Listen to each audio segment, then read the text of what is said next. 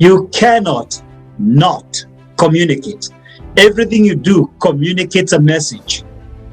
Whether it's the way you speak, the way you dress, the way you stand, the way you walk, the way you fold your face, everything about you communicates a message.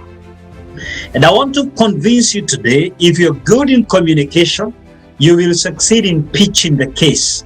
You will succeed as a salesman. Everybody is a salesman. Everyone is a communicator and everyone is a salesman.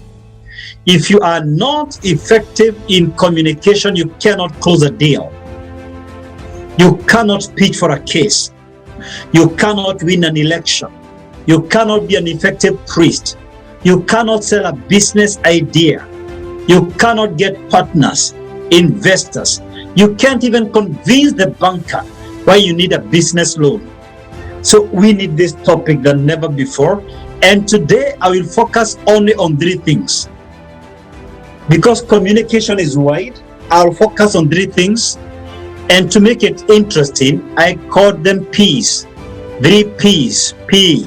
P1, P2, presentation, and P3, people. The first aspect we are going to look today is the presenter. And you are the presenter in this case. So let's look at 3 things about the presenter: impression, clarity, and body language.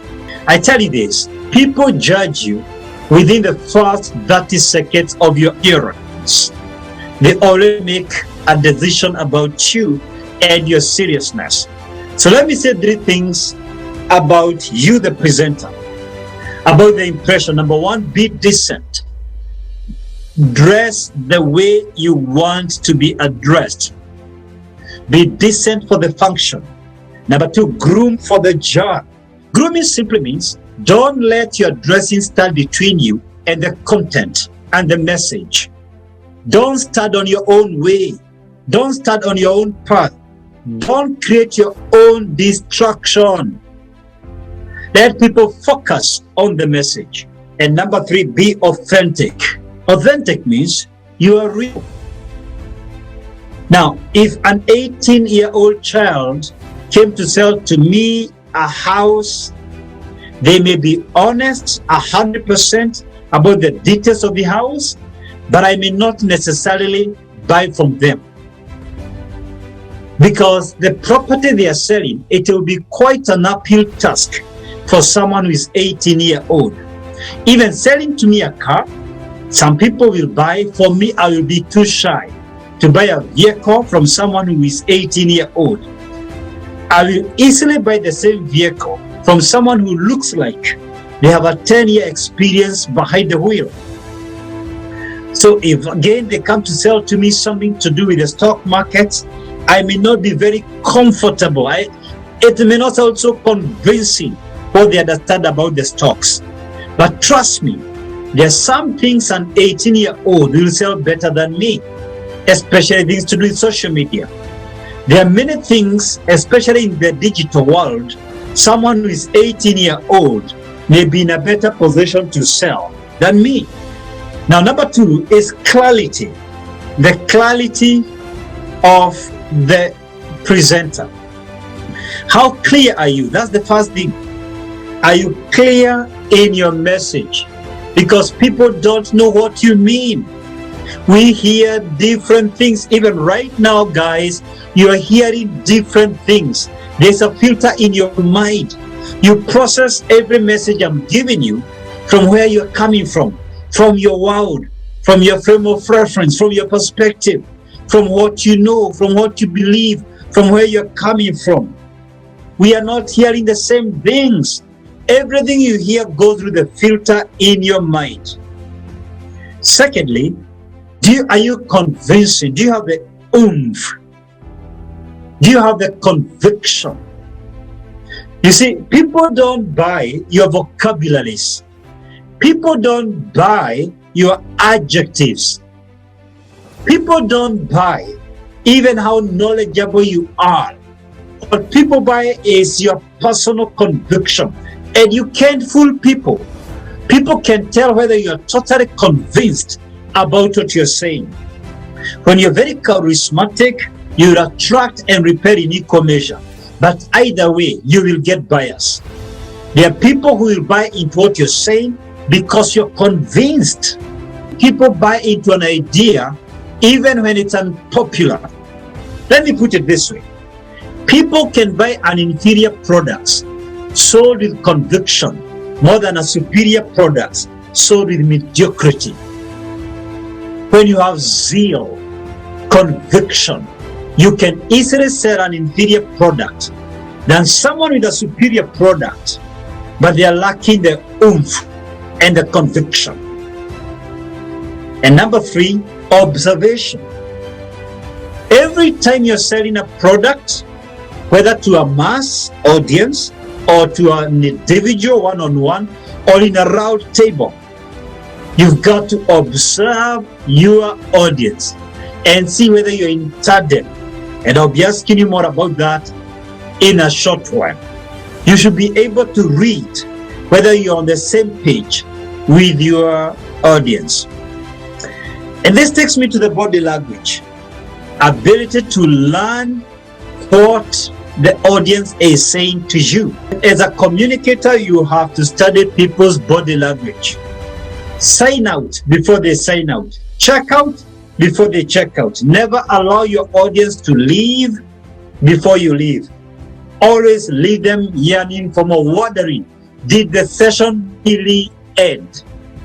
That's the thing. That's the thing. That's what you have to do as a communicator.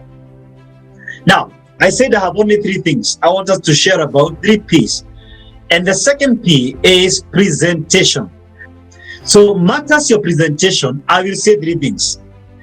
Purpose, content, skills. Follow this. On purpose, simply ask yourself the big questions. The why, the where, the how, the what, the who, the when. Before you make any presentation, whether to an individual or to a big audience, the most critical question is why. Why am I doing this? Why? Number 2, where? Because I may have the right message, but the wrong place. How am I going to do it? Is it virtual? Right now, there are things I'm doing with you right now, and questions I'm asking you right now because it's virtual, to engage you, that I wouldn't be doing if it was one-on-one. If this was a live audience, I would be walking around. There are some assignments I have given you in a live audience I won't give you right now because of the how. Then the what? What's the message? There are some messages that are romantic that I do. There are some messages that are heavy. Communication is a heavy topic. I decided to make it light for your personal application. The who. Am I speaking to people senior than me? My peers? Am I speaking to people who see me as a mentor, as a life coach? Am I speaking to teenagers? Am I speaking to people who understand English?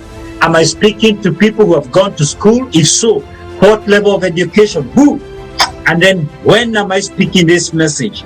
At the heat of COVID in Kenya, what are people going through? What do I need to avoid right now? What are they experiencing right now? Now, that's the purpose. Number 2, the content. Now, follow this because the content is critical.